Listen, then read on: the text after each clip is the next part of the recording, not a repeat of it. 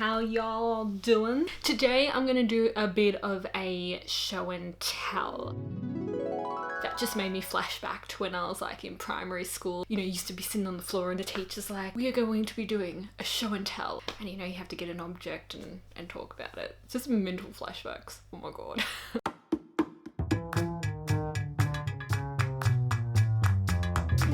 Unlike the items that I showed off in show and tell those many years ago, the item I have today is a little crinkled, a little wrinkled. I mean, it's not wrinkled. It's a bit, what was that word? A little ripped and nearly as old as Australia. I introduced to you an Argus, and this is a very big newspaper.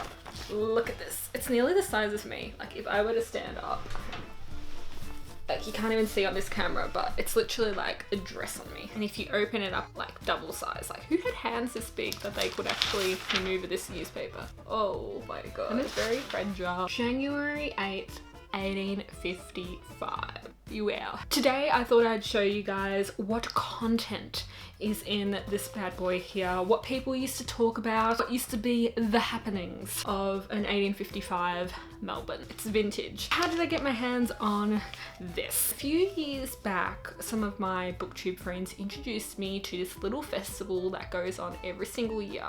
It's called Clunes Booktown. It's one of Australia's biggest festivals for reused books. And you know, like the saying, one man's junk is another man's treasure. It's really like that. It's just full of new books, books that you just wouldn't think you'd stumble across. You can pick up some great deals, and a lot of the books obviously secondhand. My hunt was basically trying to find an original Harry Potter book. Didn't end up going to plan. We were in one of, I think it was like the old library or the old hair salon or something like that. We came across all these boxes. It was old newspaper editions of the Argus, and they were only going for about 50 cents each, $1 each, $2, and there were heaps of people there as well, like fighting for toilet paper but fighting for old newspapers. Mum and I decided, oh, we should get a copy obviously to frame on the wall or something like that, because we were trying to see what was the oldest one, what you could possibly go back to. This was like the oldest that we could find. Very happy for that little discovery. Heaps of people were asking the lady, I remember, that had all these newspapers, where did you get this? Like, how did you get this? And I remember the lady replying, oh,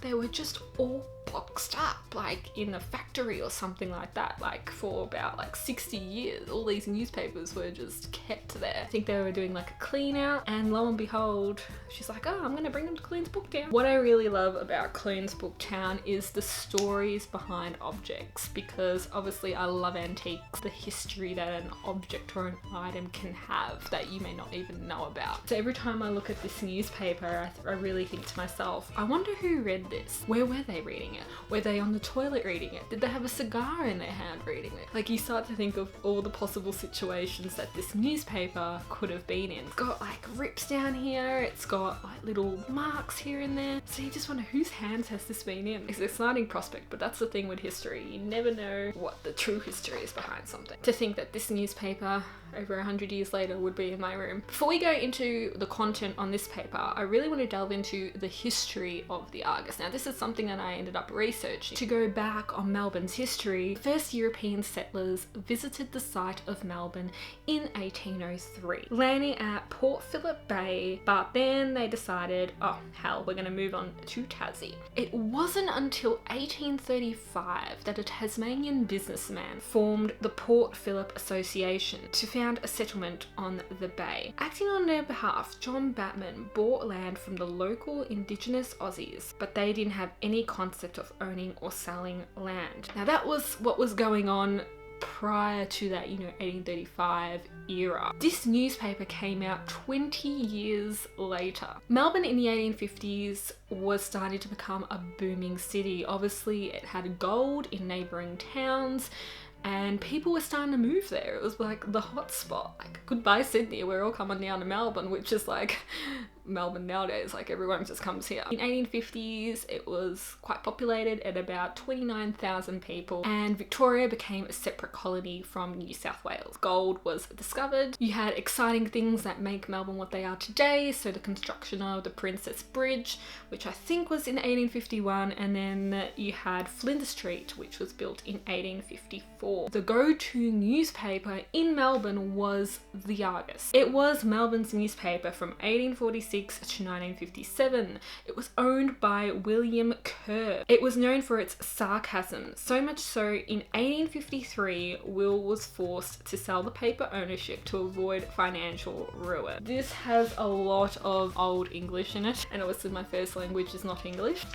Excuse my little pronunciations as we get into this. I'm gonna keep it folded in half for the moment because it's really big and I feel like it's just gonna dominate this video if I just let it slide. Richmond Elizabeth Street, a 2-roomed house with land, price $110. It would be dollars now, but it was pounds back then, but it's dollars. For sale, 2 purebred Durham bulls. What was this person selling? Bulls? I love this one. Anthony Doherty, your wife has arrived home from England. As if like the whole of Melbourne should know that Anthony Doherty's wife has arrived home. She must have been something proper for everyone to have to know that she has arrived home. This would be like the Facebook of the time, you know, the place to go to. Mr. and Mrs. McLeod beg to announce that, with a Z, wanted a strong, useful horse, good in a saddle and a harness. Wanted a man to make lemonade without a machine, good encouragement given. And I noticed they had to let. It's like to lease or something like that. They didn't go lease, they go to let. A hat by mistake was found on the streets. A hat was found. Wanted, so like wanted, 2 men can be accommodated with board, lodging, washing. Wanted to lease 1 or 2 acres of land with Yarra frontage. Wanted by 2 gentlemen a bedroom with use of sitting room. Wanted a female general servant for a small family. Offensive. Wanted a steady, respectable mate. Wanted a Scotchman to manage a small farm. Not any man, he has to be a Scot. They've watched probably too much Outlander. Wanted a young man of thorough, active business habits, make himself generally useful, is a good accountant and correspondent, a moderate salary accepted, first rate. Wanted for cash, a pleasure boat.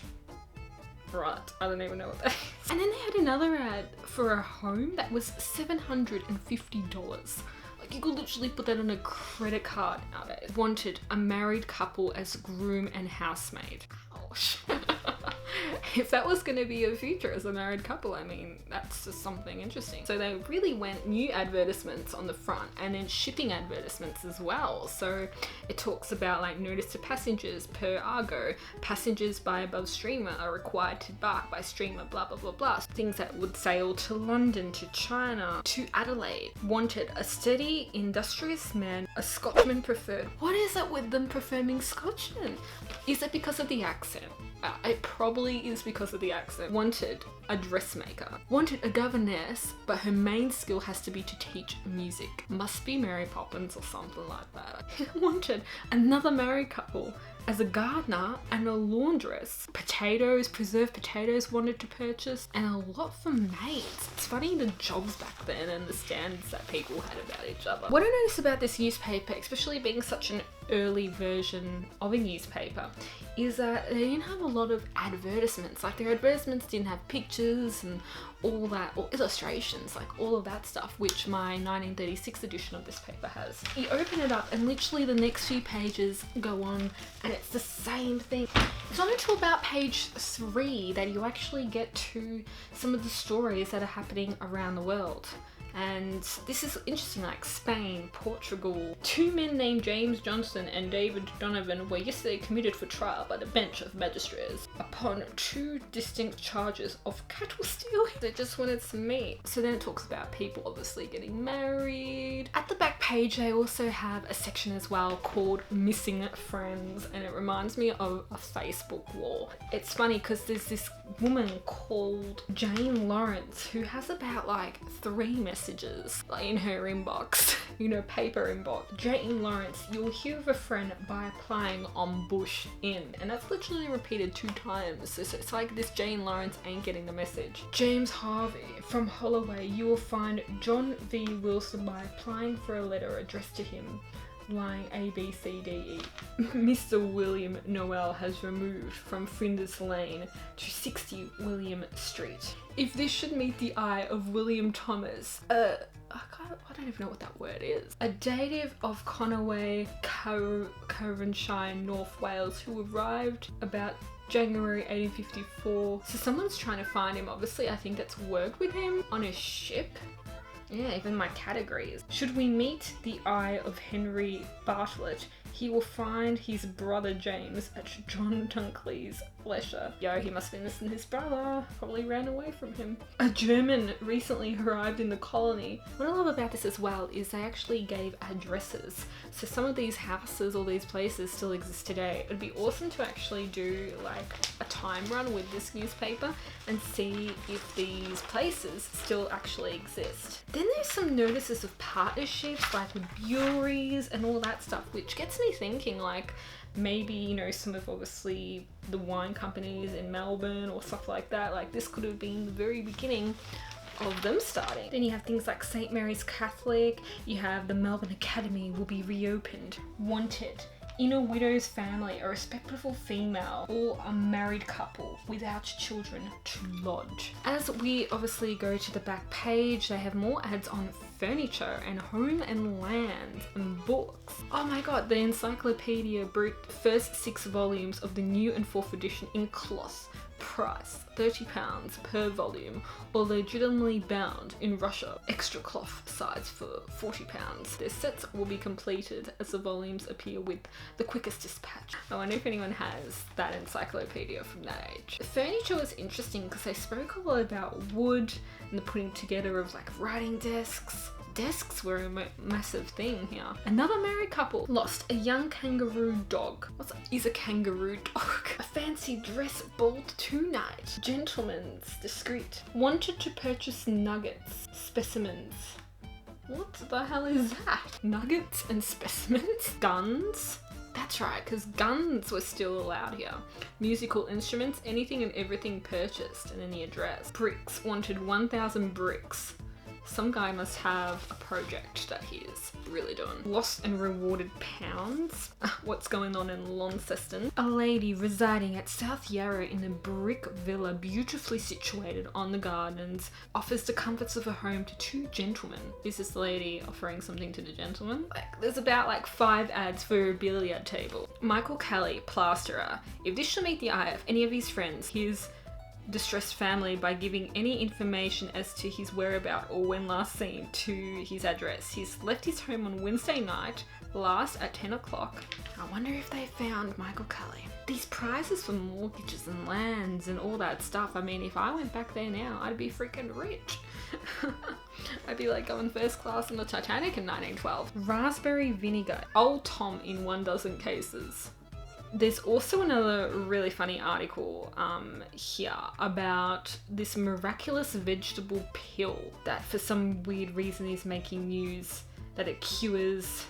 Vegetable pills cure infections, feverishness, loss of appetite, foul tongue, indigestion, and liver complaints. So this Dr. L.L. Smith has this miraculous vegetable pill that apparently everyone should get on. So those are some of the little articles and what you can find in the Argus in 1855.